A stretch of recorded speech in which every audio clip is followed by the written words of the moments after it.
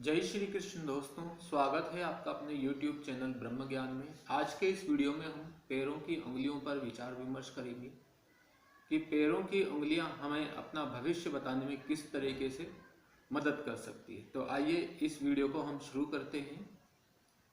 तो हमारे प्राचीन आचार्यों ने लिखा है कि जिसकी पैर की तर्जनी उंगली यानी जो पैर के अंगूठे के पास वाली जो उंगली होती है उसको हम तर्जनी उंगली कहते हैं।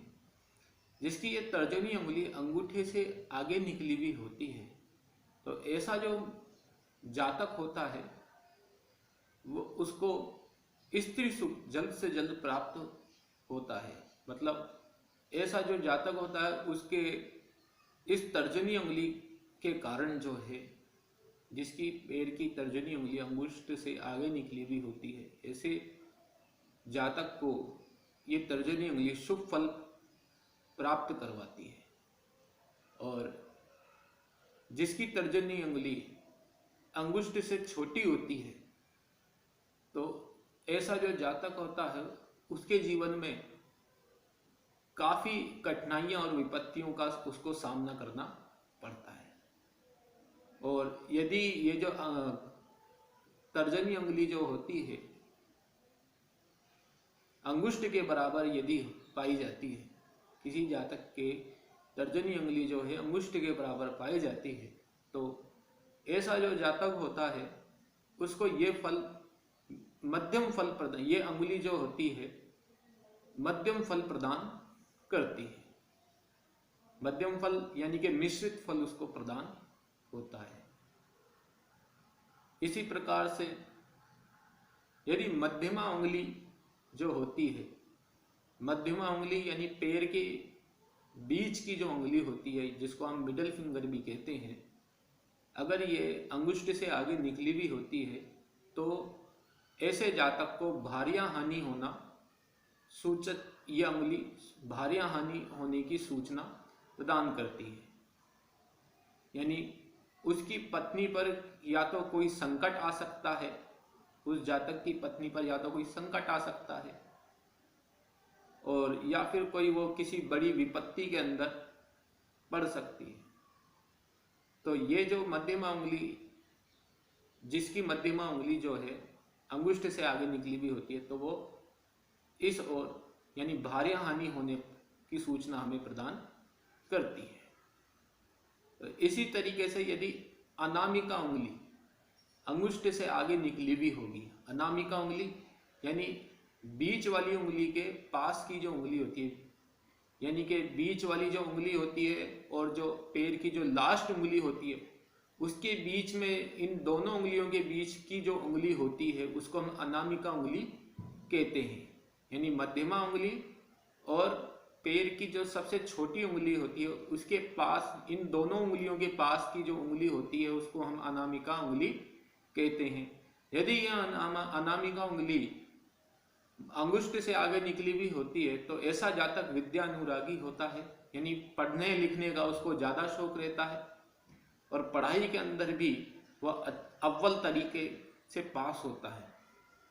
और यदि अनामिका उंगली, किसी जातक की अनामिका उंगली, यदि ये जो अनामिका उंगली छोटी पाई जाती है तो ऐसा जो जातक होता है वो कपटी पुरुष माना जाता है। इसी तरीके से यदि जिसकी तर्जनी उंगली छोटी होती है और कनिष्ठिका उंगली यानी कि पैर की सबसे लास्ट वाली जो उंगली होती है वो लंबी होती है, तो ऐसा जो जातक होता है वो लक्ष्मीवान पुरुष माना जाता है।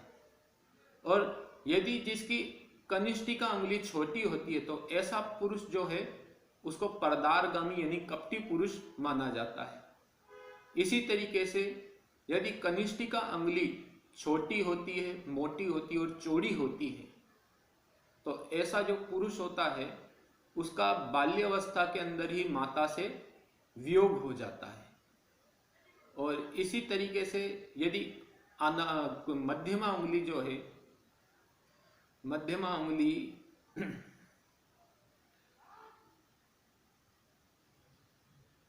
अधिक लंबी हो तो कार्य विनाश, यदि इसी तरीके से यदि मध्यमा उंगली अधिक लंबी हो तो कार्य विनाश होने की सूचना हमें प्रदान करती है। और छोटी हो, यदि किसी जातक की मध्यमा उंगली यदि छोटी होती है तो वो जो जातक होता है वो दुखी, जिंदगी भर दुखी दुख प्राप्त करता रहता है। और अन्य अंगुलियों के समान ही अगर यदि मध्यमा उंगली अन्य अंगुलियों के समान ही अपनी सामान्य अवस्था के अंदर लंबी हो और परस्पर सभी उंगलियां जो है एक दूसरे के समीप समीप हों, तो ऐसा जो जातक होता है पुत्रोत्पत्ति वाला माना जाता है और अल्पायु को प्राप्त होता है। और इसी तरीके से यदि सभी उंगलियां जो हैं समान आकृति की हों, यानी कि सामान्य अवस्था की लंबाई की हो और वे सभी जो हैं उनके बीच में थोड़ा सा गैप हो, यानी कि खाली जगह हो, कुछ उनके बीच में से प्रकाश आपको दिखाई दे, तो ऐसा जो जातक होता है वो दास अथवा दास का काम करने वाला माना जाता है। और जिस तरीके से मैंने आपको अगले कुछ वीडियो के अंदर बताया था कि जिसके हाथ की उंगलियों के अंदर जो है उनमें प्रकाश पाया जाता है, तो ऐसे जो जातक होता है वह निर्धन पुरुष माना जाता है। तो वही जो नियम होता है वो वही नियम हमारे पैर की अंगुलियों के लिए भी लागू होता है। तो पैर की अंगुलियों के बीच में यदि आपको प्रकाश या कोई गैप दिखाई देता है, उनके अंदर कोई खाली जगह दिखाई देती है, तो ऐसा जो वैसा उस प्रकृति का जो पुरुष होता है, वैसा जो पुरुष होता है, वैसा जो जातक होता है वो निर्धन पुरुष माना जाता है, यानी दास अथवा दास का काम करने वाला पुरुष वो माना जाता है। और इसी तरीके से यदि पैरों की उंगलियां बिल्कुल पास पास हो, उनके बीच में कोई गैप ना हो, ना कोई प्रकाश दिखाई दे, तो ऐसा जो मनुष्य होता है वो श्रेष्ठ मनुष्य माना जाता है, यानी कि उसके पास में आपको धन संपत्ति ऐश्वर्य आदि सब कुछ मिलेगा।